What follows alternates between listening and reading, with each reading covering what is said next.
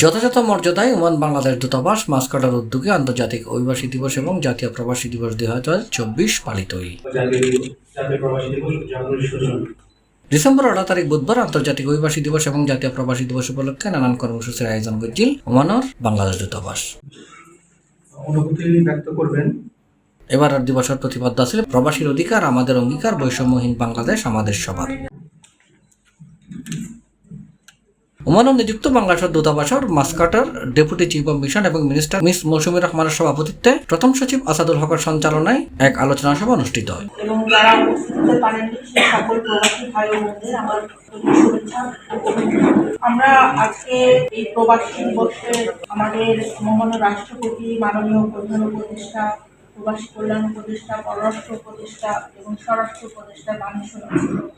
তাদের বাণীতে আজকে উপস্থিত আছেন দূতাবাসের দ্বিতীয় সচিব, হেড অফ সেন্সারিং থোয়িং labour councillor Rafil Islam, councillor passport ও ভিসা মিস রোশন আরা পলি সহ ওমান দূতাবাসের কর্মকর্তা কর্মচারী, Bangladesh social club Oman, Bangladesh school Muscat, Oman কেন্দ্রীয় বিএনপি কর্মরত সাংবাদিক, ওমানের সামাজিক রাজনৈতিক কমিউনিটির ব্যক্তিবর্গ। আসতে হয়, ফিঙ্গার দিতে হয়, আবার ফিঙ্গারটি পাসপোর্টটা নিতে হয়। তো সেই ক্ষেত্রে আপনারা জানেন আমাদের যে কাজের ধরন। তো আমি আপনাদের মাধ্যমে অনুরোধ জানাবো যারা পাসপোর্টের সেবা নিতে আসেন তারা বিভিন্ন বিষয় নিয়ে আলোচনা করেন।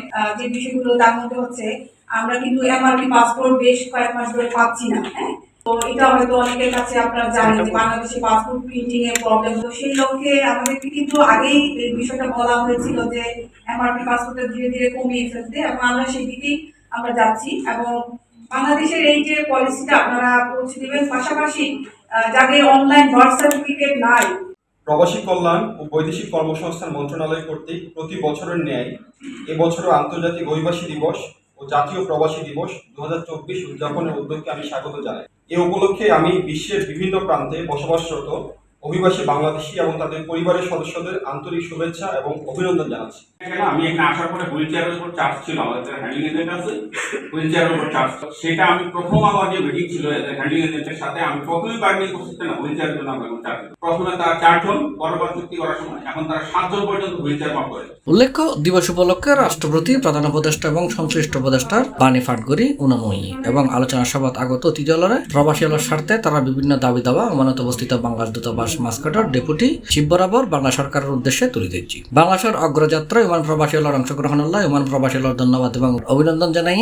এছাড়া ভবিষ্যতে সঠিক চ্যানেল দেশে রেমিটেন্স পাঠাবেন দেশের উন্নয়ন অংশীদারের বেলায় আহ্বান জানানো হয়ে প্রবাসী হলরে এইটার সমস্যা কি আপনাদের না, তারা অনেক করছে আপনাদেরকে, শুধু আমরা বলতে আমরাও দেখতেছি এখানে আগে 100টা হইতো, এখন এখানে 200টা, তারপরে আমাদের লোক দেশ এবং সেই দেশে আমরা আছি, তাদের নাগরিক কোয়ালিটি আর আমাদের নাগরিক কোয়ালিটি, নিজের ভালো জগৎ ভালো, সবাই ভালো।